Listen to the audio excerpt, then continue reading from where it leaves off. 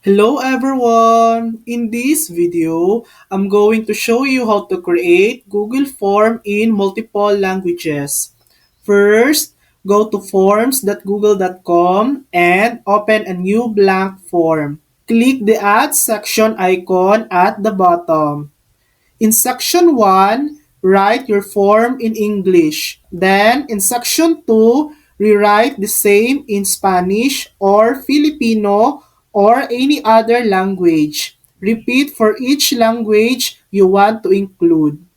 At the top of your form, add a multiple choice question like which language do you prefer? List your language options.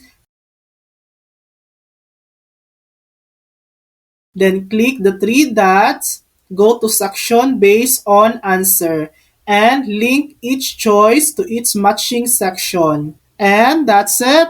Now your form users can pick their language and fill it out in one they understand. Thanks for watching. If this video helped you, please like and subscribe for more helpful tutorials.